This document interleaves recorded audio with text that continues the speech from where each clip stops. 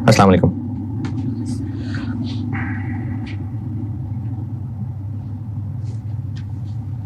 दो शरीफ पढ़ना।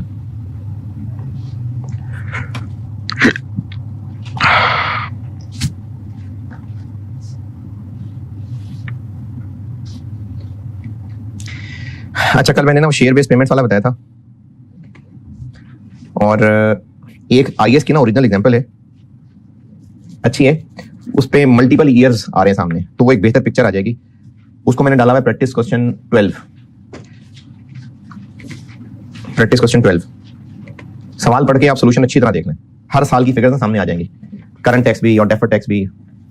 Tax treatment है उस अमाउंट की जिसकी टैक्स वालों ने डिडक्शन देनी है, लेकिन अकाउंटिंग फिगर एक लिमिट का काम दे रही है कि उसके अंदर अंदर तक है तो पीएनएल में जाएगा, उससे ऊपर निकल जाएगा तो इक्विटी में जाएगा, वरना टैक्स की ट्रीटमेंट उस फिगर की है जो टैक्स पर्पसेस के लिए एक्सपेंस माना जाएगा। तो ये प्रैक्टिस क्वेश्चन 11 पढ़ के ना इसका सोल्यूशन देख लें। ये ओरिजिनल आईएएस की एग्जांपल है, मैंने वो ली हुई है।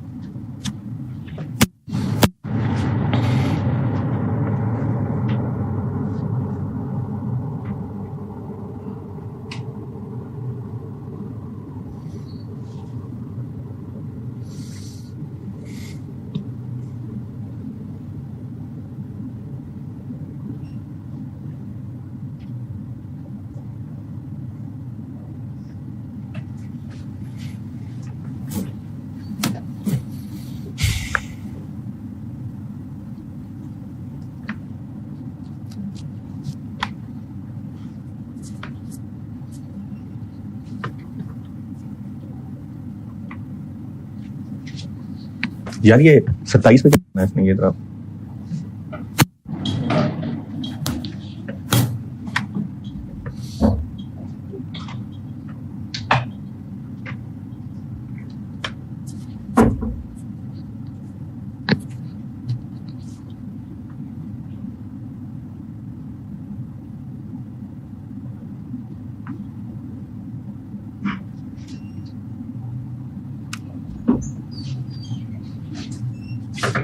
कोई 21 22 पे को 20 पे कर दो।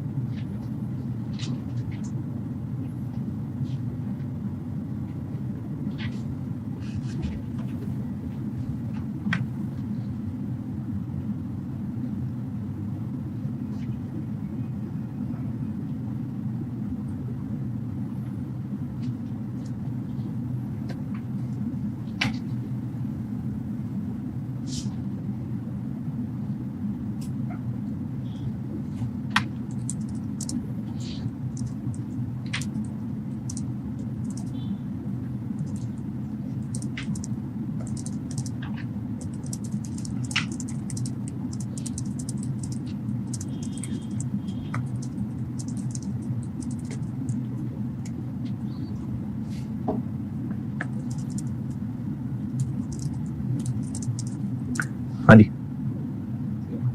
19 में 20 में 19 में कि 20 में 19 में 18 तक ठीक है सर 19 20 में ठीक है।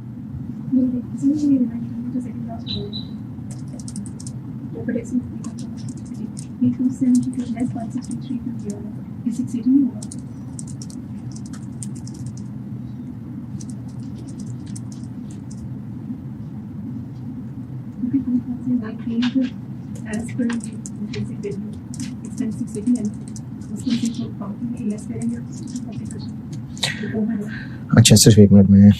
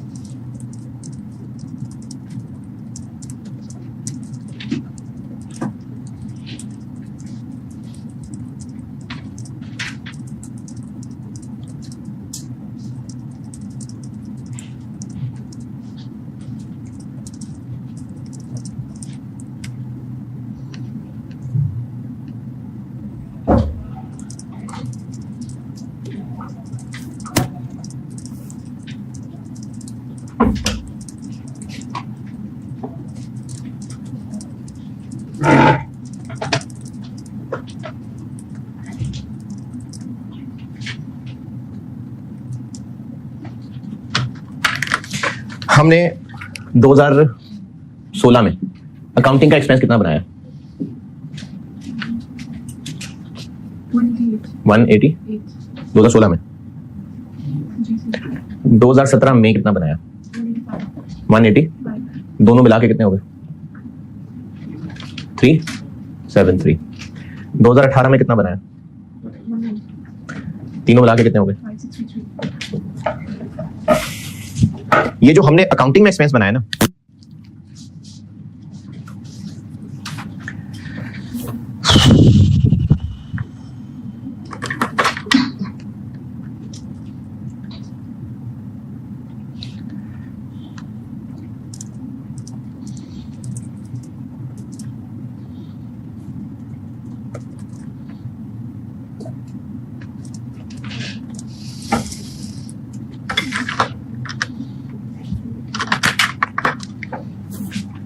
ये जो हमने अकाउंटिंग एक्सपेंस बनाया है, असल टैक्स ट्रीटमेंट इसकी नहीं है।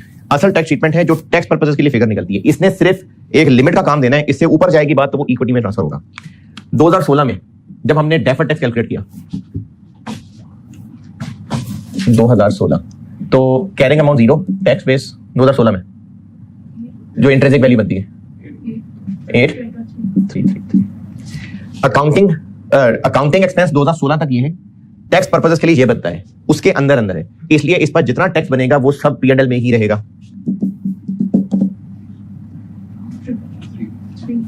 क्या 3 333।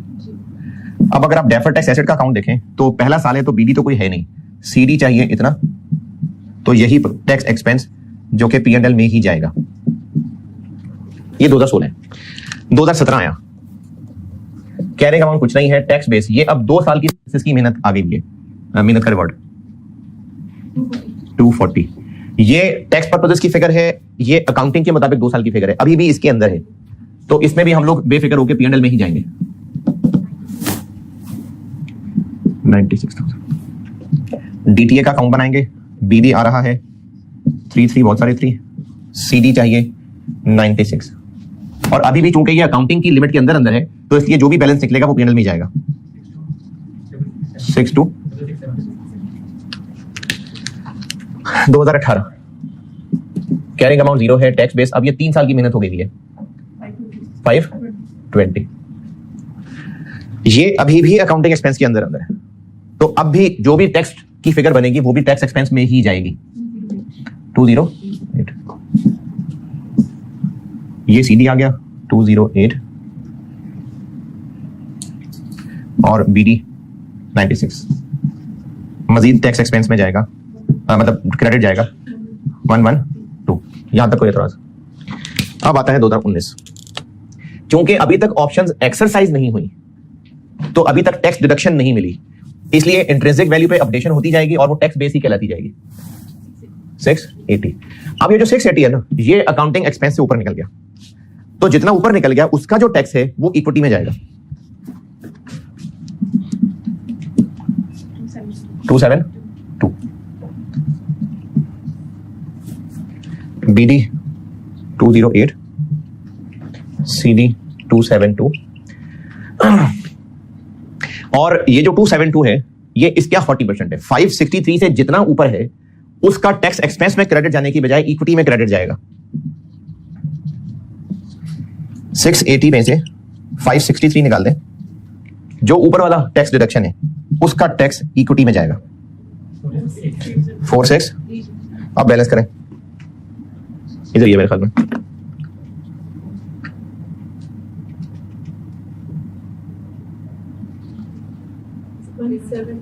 17। ये 2019 है, बताएं 19 में क्या पूछना जी। 19 फाइनली 2020 के अंदर ऑप्शन एक्सरसाइज हो गई और टैक्स डिडक्शन मिल गई। तो जब टैक्स डिडक्शन मिल गई तो 2020 carrying amount 0, tax base 0। Tax base 0 तो DTA का CD बैलेंस 0।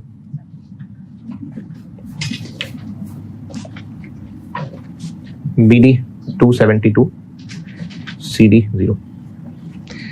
अच्छा अब देखिएगा 272 रिवर्स होने लगा। अब करंट टैक्स आ गया तो उसके लिए सीट खाली करनी है, तो ये 272 जहां जहां गया था ना, वहीं से निकल के रिवर्स होगा। वो जो इक्विटी में गया था वो इक्विटी से ही निकल के रिवर्स होगा, और बाकी जाहिर है आस्ता आस्ता P&L में गया हुआ है।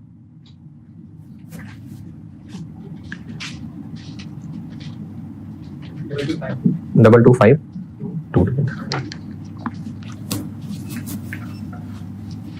देखिए हम डेफर्ड टैक्स बनाते जा रहे थे। डेफर्ड टैक्स इससे पहले अब तक जो सवाल इस चैप्टर में करते आ रहे हैं, जितना जितना हमने कहीं पॉजिटिव लिखा होता है आखिर में वही सारा नेगेटिव होता है, क्योंकि वो जो पहले रिकॉर्ड रखा होता है, वो जो सीट रखी होती है, वो सारा रिवर्स हो रहा होता है।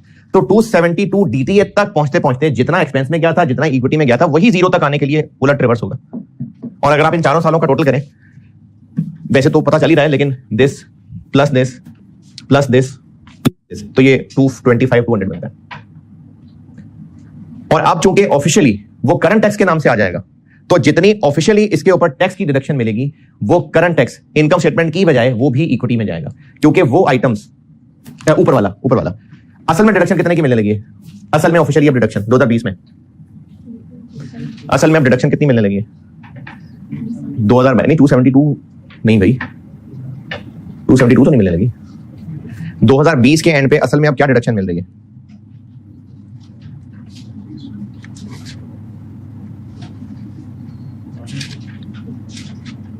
सवाल लिखे ना, 20 रुपए होगी ना इंट्रिंसिक वैल्यू, 8 लाख भाई। वो तो 2019 की बात है ना, 17 रुपए पे अपडेट किया था। अब तो 20 रुपए पे एक्चुअली डिडक्शन मिलेगी। तो 2020 में ये मैंने 4 साल का डेफर्ड टैक्स बताया। अब 2020 का करंट टैक्स बताता हूं। करंट टैक्स 2020 में फाइनली टैक्स वाले कितनी डिडक्शन अलाउ करेंगे? 8 लाख। उस 8 लाख पे टैक्स बचत होगी ऑफिशियली, करंट टैक्स, लेकिन अकाउंटिंग एक्सपेंस तक हम उसको इनकम स्टेटमेंट में ले सकते हैं। इससे ज्यादा हम इनकम स्टेटमेंट में नहीं लेके जा सकते। तो इस 8 लाख में से 563 छोड़ के बाकी क्या बचा? 237। इसका जो टैक्स है, करंट टैक्स, डेफर्ड की बात नहीं कर रहा, करंट टैक्स की बात कर रहा हूं, जो उसका करंट टैक्स बनता है कितना? 225। ये इनकम स्टेटमेंट में शो होगा, और जो इसका करंट टैक्स बनता है ये इक्विटी में जाएगा। तो चाहे डेफर्ड हो चाहे करंट टैक्स हो, शेयर ऑप्शंस के अगेंस्ट हमने जितना एक्सपेंस अपनी बुक्स में बनाया IFRS 2 वाला, अगर उससे ऊपर जाएगी टैक्स डिडक्शन, तो वो जो ऊपर वाली टैक्स की बचत है वो P&L में नहीं जा सकती, वो इक्विटी में जाएगी। तो ये 2020 का करंट टैक्स होगा।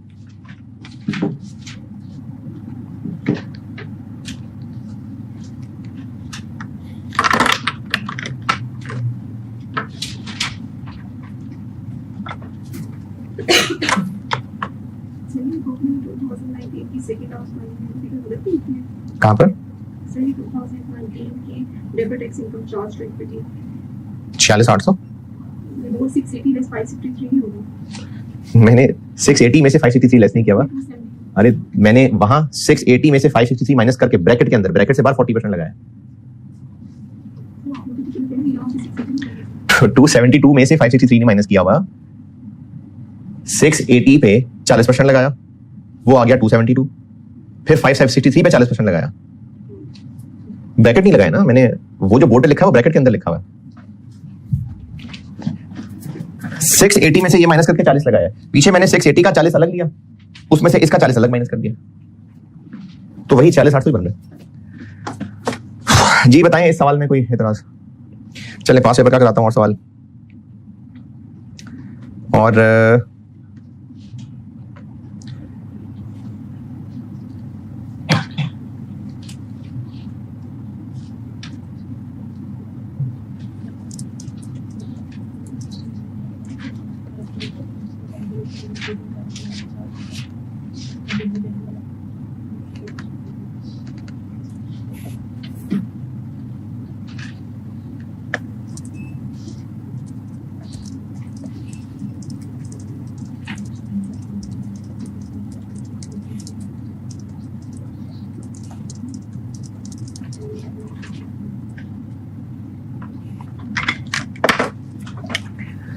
चैप्टर में आइएगा, बल्कि रहने दें, सवाल के साथ बताता हूं, छोड़े सवाल पे आ जाए। आप पढ़ लीजिए जून 19, जून 19।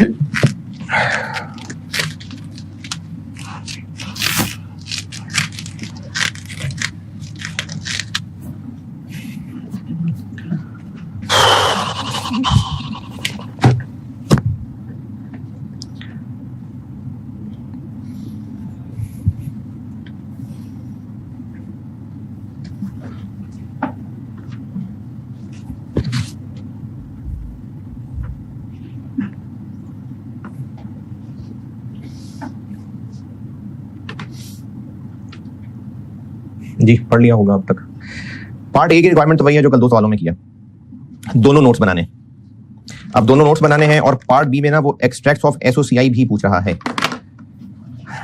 Redraft the extracts SOCI tax डाल के, क्योंकि अभी एसओसीआई जो सवाल भी दी हुई है उस पर टैक्स नहीं डाला हुआ, तो अब टैक्स डाल देते हैं। तो इसके एक्सट्रैक्ट्स पूछे हैं और फिगर सारी निकाली हुई होंगी, मुफ्त के 5 नंबर है। और पार्ट ए वही है जो कल 2 दफा किया है, तो 1.5 पेज छोड़ लें क्योंकि एक्सट्रैक्ट्स भी हैं, तो 1.5 पेज छोड़ दिया और आगे वर्किंग में। वर्किंग करंट टैक्स,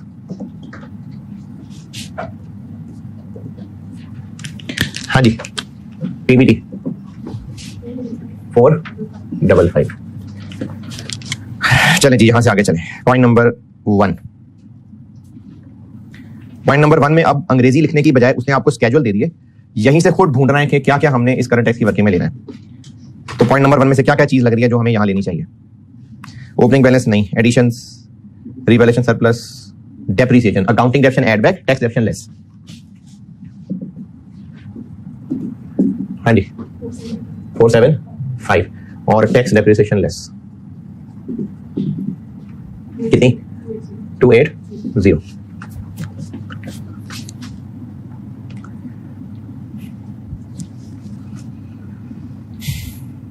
और इस टेबल में देखें कुछ, जब डिस्पोजल की बुक वैल्यूज में फर्क है तो इसका मतलब है अकाउंटिंग गेन ऑन डिस्पोजल और टैक्स गेन ऑन डिस्पोजल में फर्क है, क्योंकि जितने का बेचा होगा, बेचा तो उतने का ही होगा, फर्क तो आया होगा कि बुक वैल्यू कितनी है। तो अकाउंटिंग की बुक वैल्यू ज्यादा है, टैक्स की बुक वैल्यू कम है, इसलिए टैक्स गेन ऑन डिस्पोजल ज्यादा आया होगा। टैक्स के मुताबिक WDV थोड़ी है, फर्ज करें 300 मिलियन का बेचा, तो अकाउंटिंग के मुताबिक सिर्फ 70 का गेन है, टैक्स के मुताबिक 160 का गेन है। तो इसलिए टैक्स की WDV कम होने का मतलब है कि टैक्स का गेन ऑन डिस्पोजल ज्यादा था। Excess tax gain on disposal कितना ज्यादा था? जितना दोनों बुक वैल्यूज का फर्क है, 230 माइनस 140। जी add less, add, tax gain on disposal और ज्यादा है तो एड। ये हो गया point number 1। Point number 2, fair value through OCI वाली इन्वेस्टमेंट्स हैं, तो ये तो थ्रू OCI वाली है, इनका तो यहां कोई काम नहीं है। अगर ये थ्रू P&L वाली होती तो जो हमने फेयर वैल्यू गेन रिकॉर्ड किया होता वो रिवर्स कर देते, तो ये तो OCI वाली है, इसलिए इनका यहां पर कोई काम नहीं है। पॉइंट नंबर 3, अच्छा ये मुझे लगता है मैंने ना आपको IAS 19 में बताया हुआ है, खैर आपको याद भी नहीं होगा, हम लोग बनाया करते हैं DBO और प्लान एसेट्स की अलग अलग रिकंसिलिएशन, नेट की भी बन सकती है। ये आप पुराने लेक्चर्स देखेंगे ना, मुझे लगता है मैंने नेट भी बताया हुआ है किसी सवाल के अंदर, तो ये नेट दिया हुआ है, ये DBO और प्लान एसेट्स की नेट रिकंसिलिएशन है। खैर हमें इसमें से यहां कौन कौन सी फिगर्स चाहिए? ये जो चार्ज टू P&L है, ये वो करंट सर्विस कॉस्ट और इंटरेस्ट कॉस्ट है, इसको कर देते हैं add back.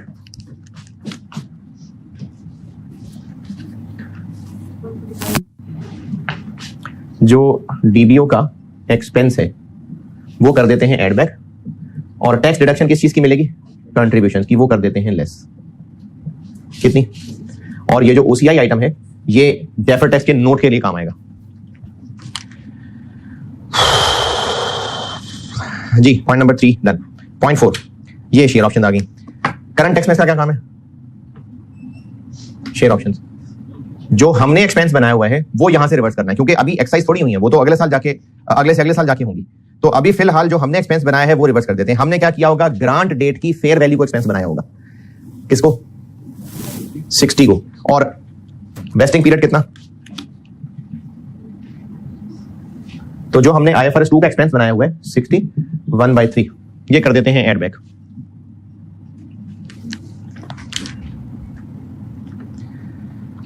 Point 5,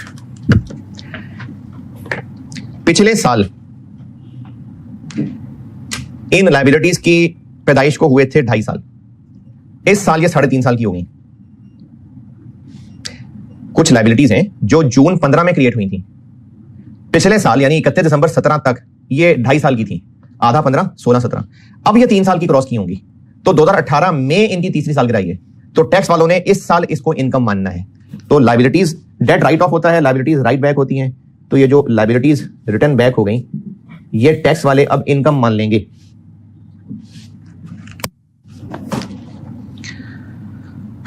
.6 tax rate है, 0.7 टैक्स की एडजस्टमेंट है, और ये हो जाएगा टैक्स प्रॉफिट।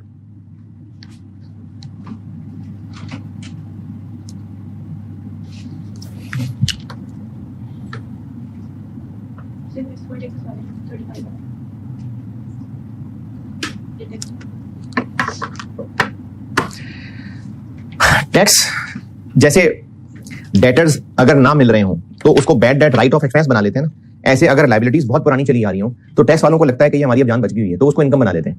तो टैक्स वालों ने कहा हुआ था कि जो 3 साल से पुरानी लाइबिलिटीज हुआ करती हैं हम उनको इनकम बना लेते हैं। तो इस वक्त 31 दिसंबर 18 पे हमारी लाइबिलिटीज में एक 3500 आ रहा है जो हमने पेएबल जून 15 में बनाया था, तो जून 15 से गिनना शुरू करें तो उसके 3 साल अब पूरे हुए हैं, तो इसलिए इनकम बना लिया।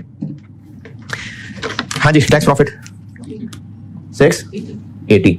कैरी फॉरवर्ड लॉस पिछले साल कोई नहीं था, लेकिन अनयूटिलाइज्ड मिनिमम टैक्स यानी टैक्स क्रेडिट समझ लें आप, ये पिछले साल था। अगर पिछले साल कैरी फॉरवर्ड लॉस होता तो मैं अब उसको ब्रॉड फॉरवर्ड लॉस बना के लेस करता, तो लॉस तो नहीं है, तो टैक्स प्रॉफिट तो यही है। अब इसके ऊपर इसी से आगे चल रहा हूं, नॉर्मल टैक्स कितना बन रहा है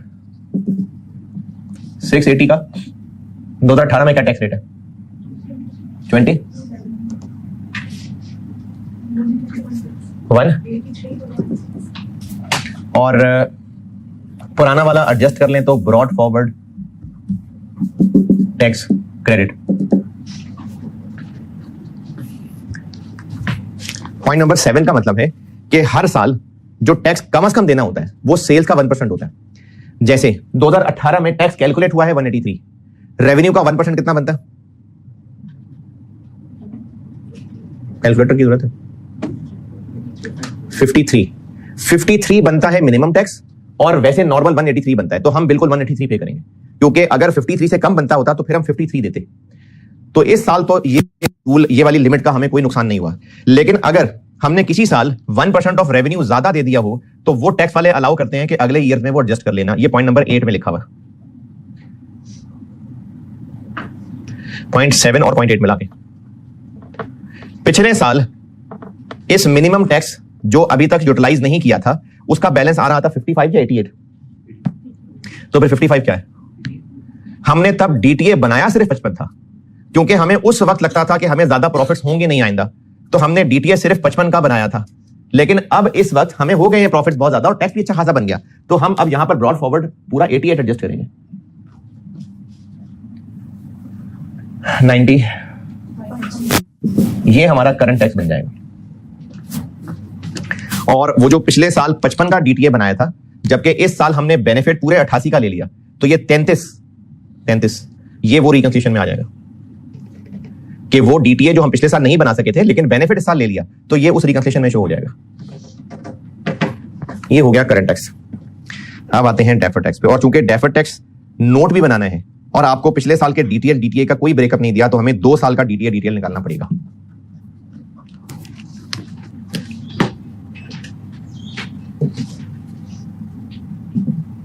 2017 का भी और 2018 का भी। Carrying amount, tax base, difference, tax rate, DTL, DTA.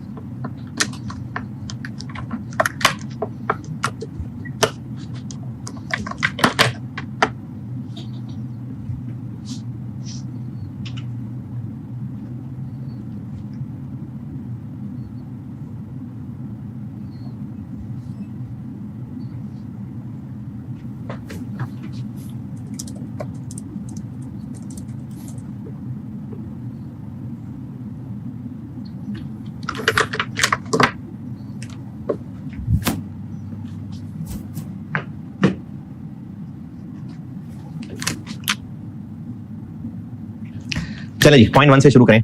क्या क्या एसेट्स लायबिलिटीज? एसेट्स पीपी, और मैं पहले 2017 कर रहा हूं। पीपी, तो पीपी की कैरिंग अमाउंट टैक्स बेस बिल्कुल साल में गिवन है क्लियरली। कितनी? 2500 कैरिंग अमाउंट है, वो जो ओपनिंग बैलेंस क्या दिया हुआ है, और टैक्स बेस। और बताइए एसओएफपी एसेट्स क्या क्या है? पॉइंट 1 से आगे चलें। पॉइंट 2, ये 18 में खरीदी है, 17 में नहीं थी। पॉइंट नंबर 3 लायबिलिटी है। पॉइंट नंबर 4 ये वो एहतरामन एसेट वाला होता है, लेकिन ये भी 18 में दिया है, 17 में ये भी नहीं था। तो एसेट्स बस यही है। लायबिलिटीज में आ जाए वापस ऊपर। Point 1, point 2, point 3। तो नेट डीबीओ हम कितनी अमाउंट पे शो किए हुए थे? 4, और टैक्स बेस इसकी 0 होती है।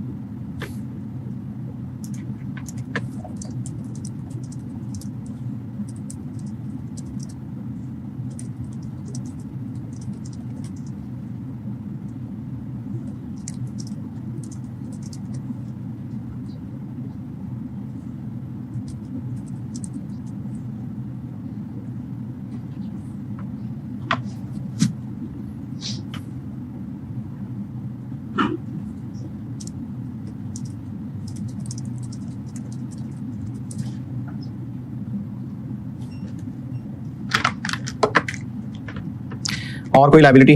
पॉइंट 4, पॉइंट 5, पॉइंट 5,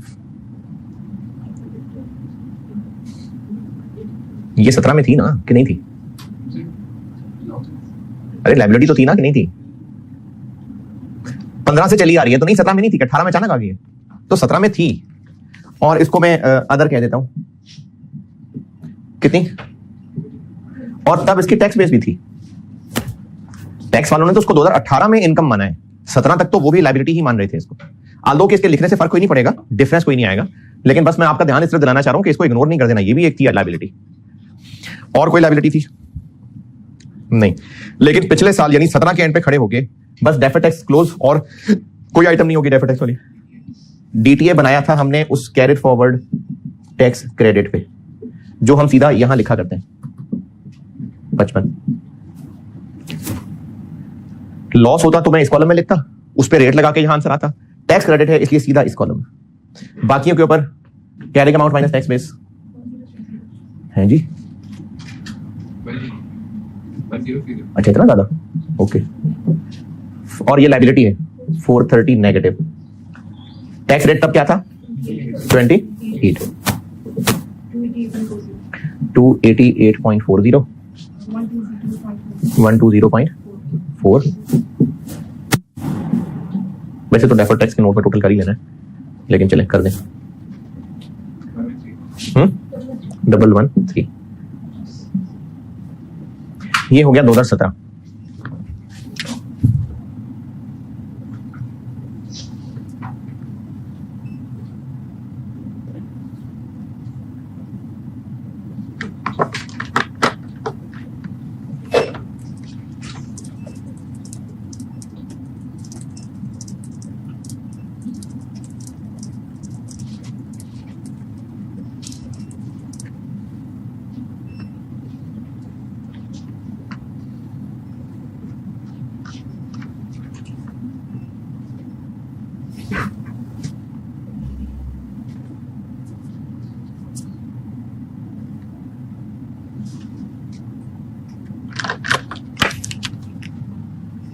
2018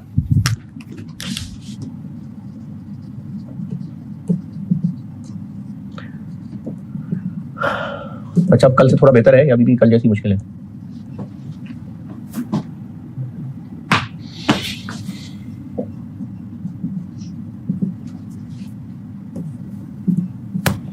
हाँ जी, 2018 पीपी तो अब भी है और अब उसका क्लोजिंग बैलेंस उठा लें।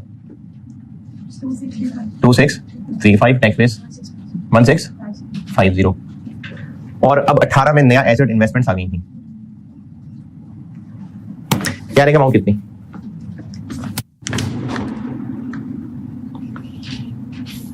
हाँ जी, कैरिंग अमाउंट कितनी?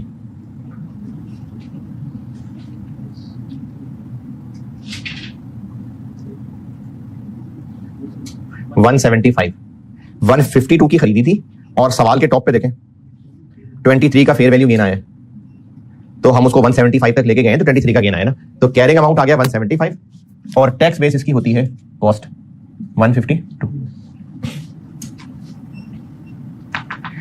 और कोई asset?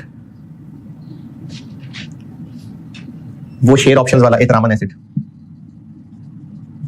Carrying amount 0 tax base में क्या लिखेंगे? 60 नहीं भाई, वो तो एक्सपेंस बनाया था। कैरिंग अमाउंट 0, टैक्स बेस में क्या आएगा? टैक्स वालों ने डिडक्शन के साथ देनी है इंट्रिंसिक। अब हमें 2020 तो नहीं पता, लेकिन 2018 के एंड पे जो अपडेटेड इंट्रिंसिक वैल्यू है उससे काम चला देंगे। 72 के 78 72 और पूरा 72 लिख दूं यहां? नहीं, अभी तो पूरी मेहनत ही नहीं हुई है। कितनी हुई है मेहनत? 1 साल, तो 1/3 24। अब ये 20 अकाउंटिंग एक्सपेंस 20 है, तो जो ऊपर वाला 4 है उसका टैक्स इक्विटी में जाएगा। एसेट्स यही हैं, लायबिलिटी डीबीओ क्लोजिंग 355 और ये अदर लायबिलिटीज हमारे पास तो अब तक हैं, टैक्स वाले इनको इनकम मान चुके हैं। हमारे पास अब तक हैं, कैसे पता? हमने तो अच्छा, और कैसे पता है? तो इसमें क्या लिखा हुआ? लायबिलिटीज इंक्लूड तो है ना हमारी लायबिलिटीज में। टैक्स पे 0 हो गई अब, और ये कैरी फॉरवर्ड टैक्स क्रेडिट अब तक है नहीं, तो डिफरेंस 985 23 24 नेगेटिव 355 नेगेटिव 35 नेगेटिव और टैक्स रेट अब हो चुका हुआ है 27 जी 265.95 6.21 जी 0.85 9.45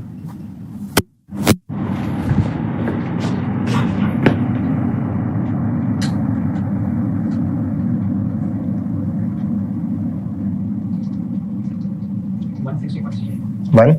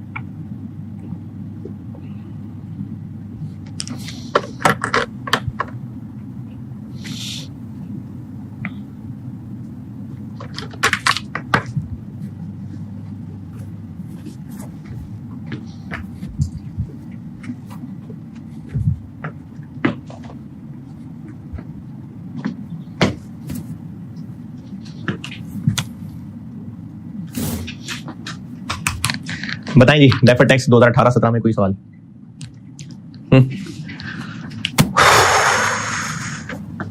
अच्छा, इसमें ना मेरा आईके पे सोल्यूशन से इख्तलाफ है, वो आपको मैं नोट बनाते हुए बताता हूँ और आईएएस की वर्डिंग भी पढ़ा दूंगा इसलिए आपको।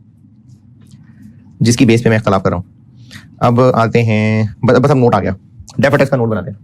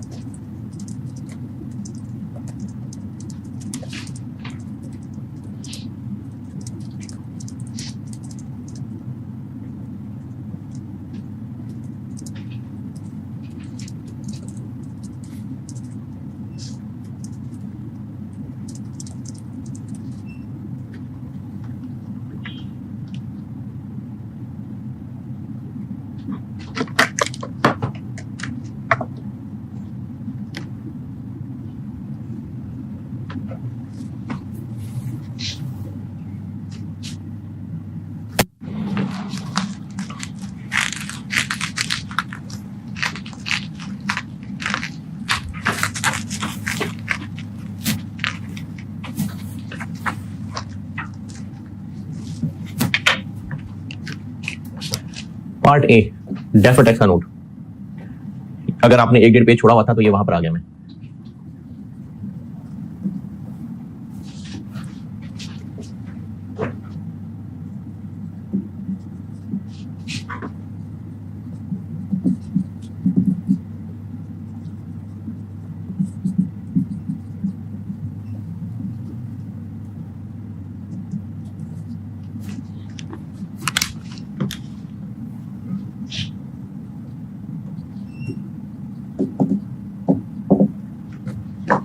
जो पॉजिटिव्स हैं उनके लिए डीटीएल के नाम से, जो नेगेटिव्स हैं उनके लिए डीटीए के नाम से।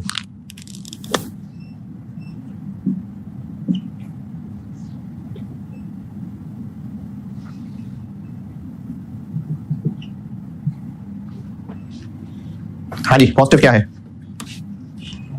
पीपीई और इन्वेस्टमेंट्स, और नेगेटिव है शेयर ऑप्शंस, डीबीओ और अदर लायबिलिटीज, और carried forward tax credit.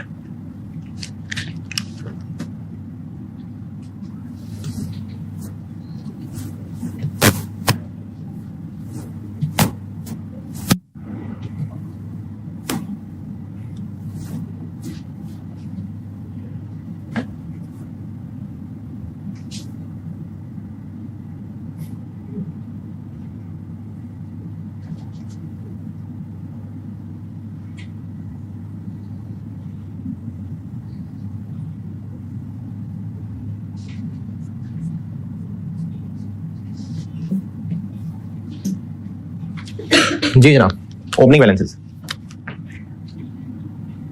288.4, investments का कुछ नहीं, शेयर ऑप्शंस का कुछ नहीं, डीबीओ का 120.4, इसका कुछ नहीं, 55,113।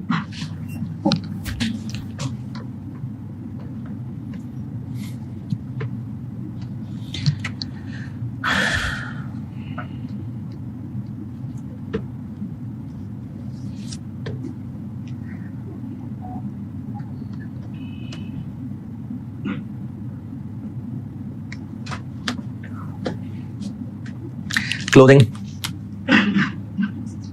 26, 5.95, 6.21, 6.48, 95.85, 9.45, 160.38।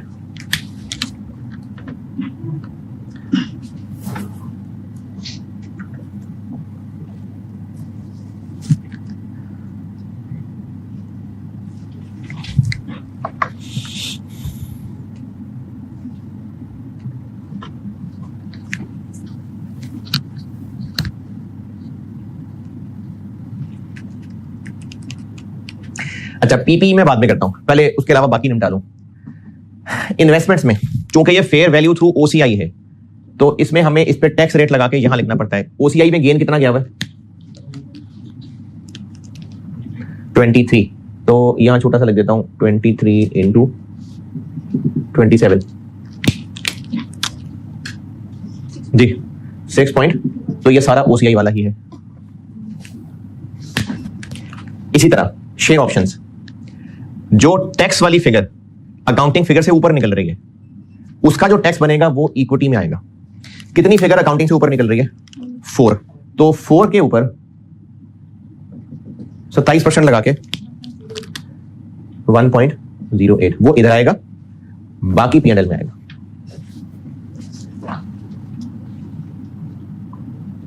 अरे ये मैंने इसमें लिख दिया।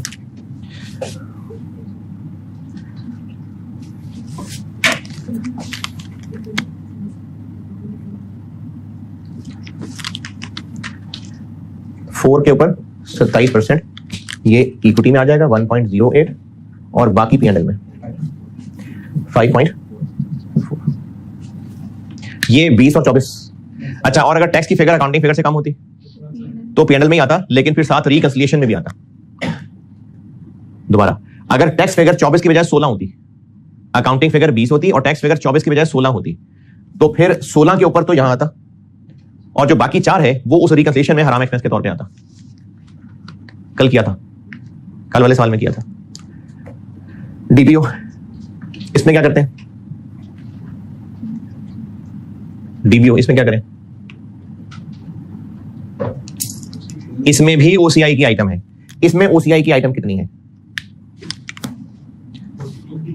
40, तो 40 के ऊपर 27 10.8 पॉजिटिव लिखूं कि नेगेटिव लिखूं, ये फैसला कैसे करते हैं? इसको देख के नहीं होता ना। ओसीआई में पॉजिटिव लिखना है कि नेगेटिव लिखना है, कैसे फैसला होगा? अगर गेन है तो और टैक्स पड़ेगा, तो ये भी गेन है, ये भी गेन है। ये कैसे पता कि 40 का गेन है? आप अगर चाहें तो पॉइंट नंबर 3 में जहां उसका टेबल बनाया है वहां देख लें। लाइबिलिटी में 40 पॉजिटिव आ रहा है। अच्छा ये, अरे नहीं ना भाई, लॉस है, गेन नहीं है, लॉस है। एसओसीआई के फेस में देखें, सवाल के बिल्कुल शुरू में 40 का लॉस है, तो इसलिए टैक्स कम होगा। और अगर आप पॉइंट 3 में देखेंगे तो लाइबिलिटी में बैलेंसिंग फिगर पॉजिटिव का मतलब है लाइबिलिटी बढ़ रही है, तो लॉस वाली बात। तो ओसीआई में फिगर पॉजिटिव लिखनी है कि नेगेटिव लिखनी है? गेन है तो पॉजिटिव लिखनी है, लॉस है तो नेगेटिव लिखनी है। और बाकी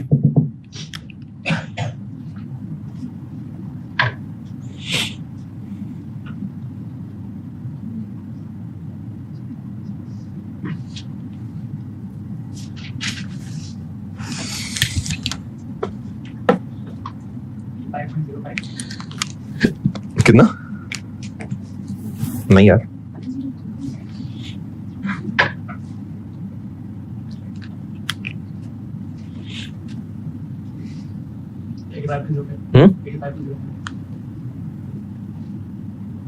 इसका तरीका यह है कि आप क्लोजिंग फिगर में से ये पिछले सब माइनस कर दें, लेकिन माइनस करते हुए ब्रैकेट्स का ख्याल रखें। जैसे -95.85 माइनस -10.8 माइनस -120.4 35 पॉइंट पॉजिटिव। ये बैलेंसिंग फिगर निकालने का तरीका ये है कि क्लोजिंग बैलेंस में से वो तीनों चीजें माइनस कर दें। माइनस ब्रैकेट हो तो फिर उसके साथ ब्रैकेट भी लगा लें, यानी -95 कैलकुलेटर पे आप करेंगे -95.85 माइनस -10.8 माइनस -120.4, तो ये पीछे आंसर बन जाएगा। और इसका एक और अच्छा तरीका ये, बैलेंसिंग फिगर निकाल लें तो सीधा चल के ये टैली भी कर लें कि आ भी रहा है कि नहीं आ रहा, क्योंकि बैलेंसिंग फिगर निकालते ना प्लस माइनस उलट हो जाता है, तो उसको सीधा चल के चेक कर लेना चाहिए। अदर लायबिलिटीज, इसमें तो ओसीआई इक्विटी का काम ही कोई नहीं है, 9.45।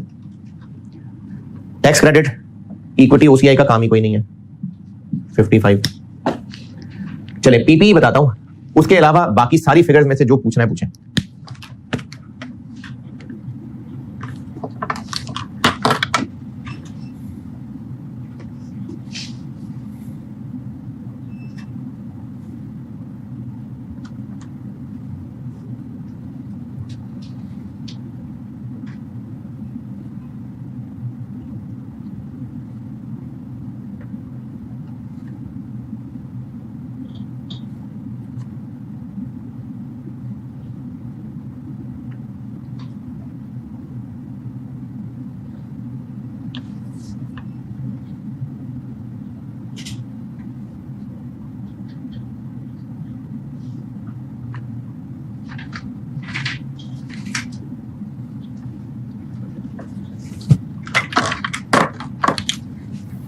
हाँ जी, यहां तक पहुंचे तो मैं पीपी बताता हूं।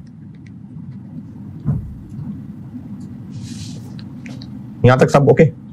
अब अपना चैप्टर में आइएगा और चैप्टर में आइए पेज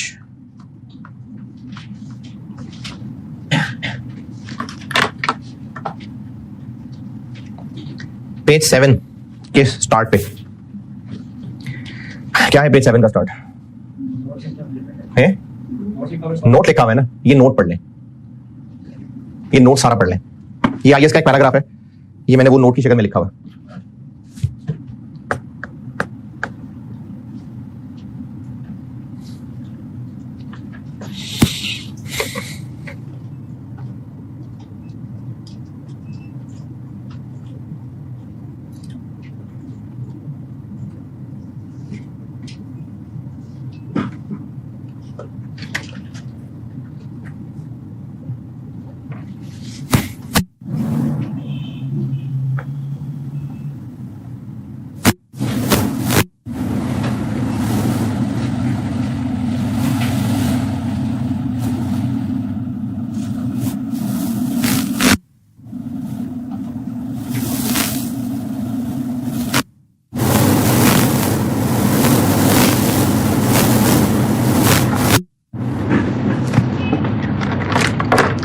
जी, क्या समझ आया? इसमें लिखा हुआ है कि अगर डिफरेंसेस मजीद चेंज ना भी होना, डीटीएल डीटीए का बैलेंस फिर भी बदल सकता है, टैक्स रेट चेंज हो सकता है, टैक्स लॉ चेंज हो सकता है। पहले हमें लगता था कि लॉसेस का फ्यूचर बेनिफिट मिलेगा, अब लगता है नहीं मिलेगा। पहले लगता था नहीं मिलेगा, अब लगता है मिल जाएगा। हो सकता है ये जो change in expected manner of recovery of an asset है, ये मैंने ना कोई 2-3 दिन पहले एक बात बताई थी कि अगर हम पीपीई यूज करने का इरादा रखते हैं तो डिफरेंस के ऊपर मैंने टैक्स रेट और लगाया था, और अगर हमारा बेचने का इरादा है तो टैक्स रेट और लगाया था। ये मेजरमेंट जब सिखा रहा था ना तब बताई थी ये बात। तो इनमें अगर चेंजेस हो तो डीटीएल की फिगर बदल जाएगी। अब फिगर बदलने से मजीद डीटीए डेबिट क्रेडिट करना पड़ सकता है, तो उस एंट्री में क्या टैक्स एक्सपेंस आएगा या ओसीआई आएगा या इक्विटी आएगा? इतना सोच कर लिखा हुआ है, लिख के पढ़ के बताने आपने। तो जो उस डीटीएल डीटीए को ओरिजिनली रिकॉर्ड करते हुए डेबिट क्रेडिट किया था, वही मजीद डेबिट क्रेडिट हो जाएगा।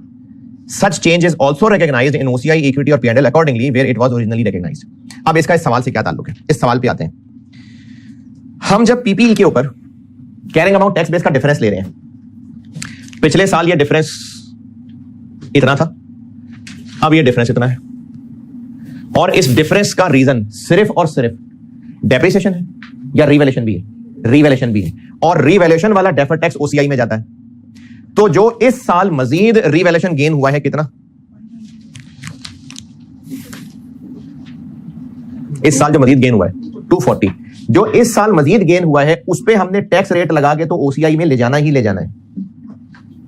ये कल परसों वाले साल में भी किया और अभी भी किया। ये जो इस साल ओसीआई का रिवैल्यूएशन गेन है उस पे हमने टैक्स रेट लगा के तो टैक्स ओसीआई में लिखना ही लिखना है। लेकिन जब पिछले साल डिफरेंस के ऊपर किधर गया, ये पिछले साल डिफरेंस के ऊपर टैक्स रेट 28% लगा था, इस साल 27 लग रहा है। तो इसमें जो सरप्लस पहले से पिछले साल शामिल था, वो जो मैंने आपको इफेक्ट ऑफ रेट चेंज बताया था कल, जो इफेक्ट ऑफ रेट चेंज किया है, तो हम ओपनिंग बैलेंसेस में जो टैक्स का रेट चेंज है उसका इफेक्ट भी लेते हैं। तो पिछले साल जब 28% लगा था तो उस वक्त सरप्लस में कितना था? 0.1 के टेबल में नजर आ रहा है, 512 था। तो इस साल जब रेट 28 से 27 हो गया तो 1% का फर्क डीएफए टैक्स में रेट चेंज की वजह से भी आया, और इस 1% के फर्क में उस 512 का भी कोई ना कोई, तो वो भी ओसीआई में ही जाएगा। इनफैक्ट माइनस, क्योंकि रेट कम हो रहा है, ये ओसीआई में जाएगा। अगर पहले से डीटीए किसी और रेट पे बने हुए थे और इस साल टैक्स रेट चेंज हो रहा है, तो इस रेट चेंज का भी तो डेबिट क्रेडिट कहीं करना है, तो वो वहीं करना है जहां ओरिजिनली ओसीआई या इक्विटी या पीएनएल में गया था। तो हमें चूंकि 512 का फिगर पता, अगर पता ना होता तो मजबूरी थी, फिर हम बस सिंपल यही करते। लेकिन हमें चूंकि 512 का फिगर पता है तो उसके ऊपर 1% भी ओसीआई के अंदर ही ले जाना है। तो ये जो मैंने यहां इस वक्त फिगर पीपी में लिखनी है ओसीआई में, ये मैं वर्किंग कह देता हूं या स्टैटिक लगा के दिखा देता हूं। 240 के ऊपर तो 27 लगाना ही है, माइनस 512 के ऊपर 1 कर देना है जी। 59 पॉइंट माइनस इसलिए क्योंकि टैक्स रेट कम हो रहा है। 59.68 और अब इसको बैलेंस करें तो ये आएगा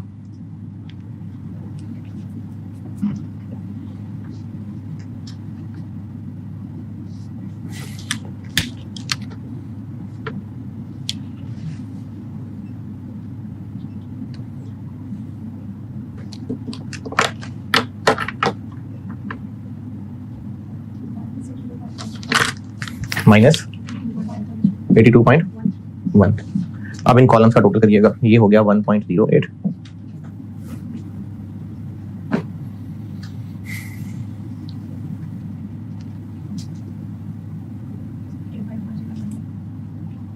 $55.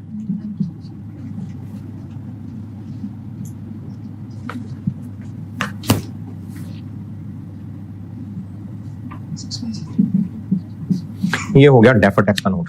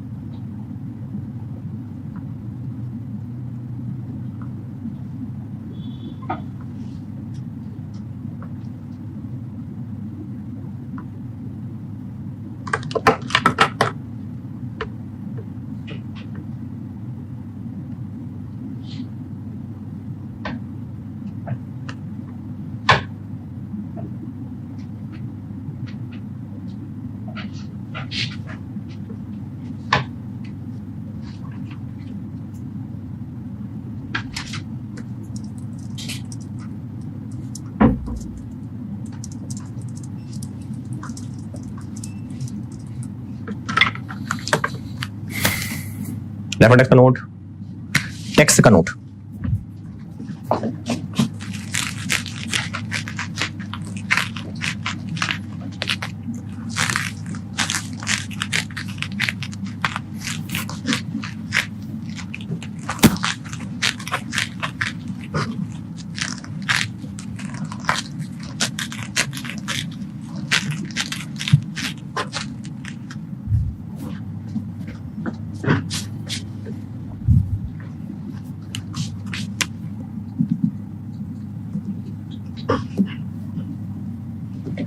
कोई पिछली रिटर्न का मसला है तो बस कर करंट टैक्स एक ही working one.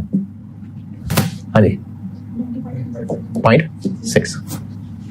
Deferred tax effect of rate change है effect of rate change relating to differences for the year. और डब्बे से बाहर हम क्या लिखेंगे 6.63।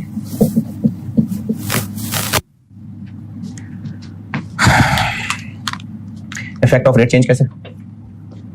पिछले साल डिफरेंसेस पे 28 लगा था और उन डिफरेंसेस का टोटल कर लें।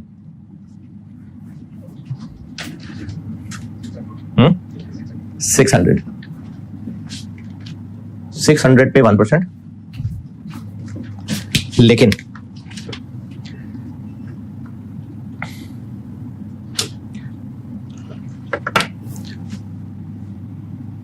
अगर मैंने 600 पे 1% लगा दिया तो उसमें ये वाला भी होगा ना, और ये वाला तो हम OCI में लेके गए हैं, जबकि इस डब्बे का मतलब है कि हम उसको टैक्स एक्सपेंस में लेके आ रहे हैं, तो वो छोड़ देते हैं।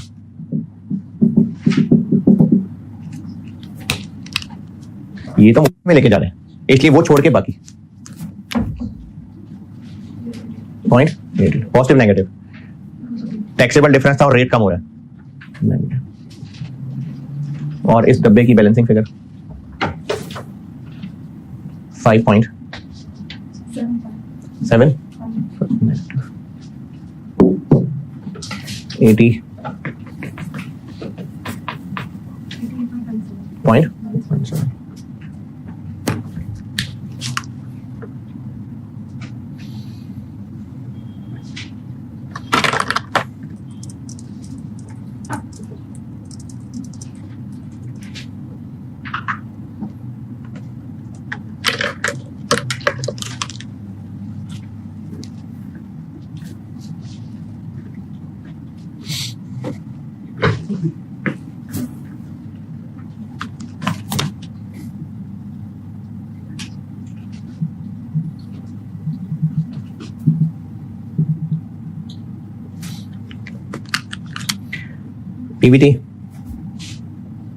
पीबीटी 455 पीबीटी के ऊपर नॉर्मल वाला रेट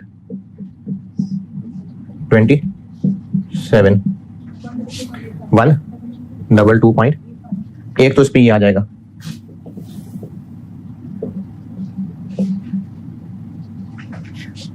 .88 और क्या आता है कोई हराम एक्सपेंस कोई माफ इनकम कोई different tax rate item share options वाला जरूर लेते अगर वो अकाउंटिंग एक्सपेंस के अंदर अंदर होता तो अकाउंटिंग एक्सपेंस से ऊपर निकल गया तभी तो हमें इक्विटी में जाना पड़ा था अंदर अंदर होता तो जरूर लेते और कुछ पिछला डीटीए जो हमने इग्नोर कर दिया था लेकिन अब उस पे बेनिफिट मिला है तो वो 33 है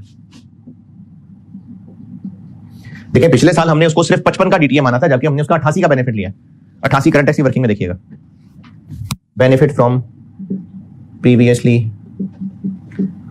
अनरिकॉग्नाइज्ड डीटीए 33 और ये बस इतना ही था मेरे ख्याल में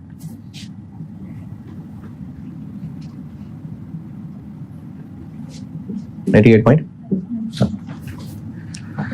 हुई हुई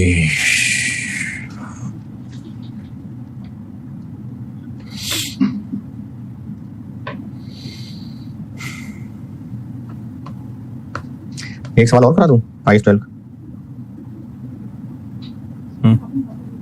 है तो इसका मतलब करवा दूं ना हाँ तो सादा से हाँ करवा दे तो करवा देता हूँ चलिए 104 में करते हैं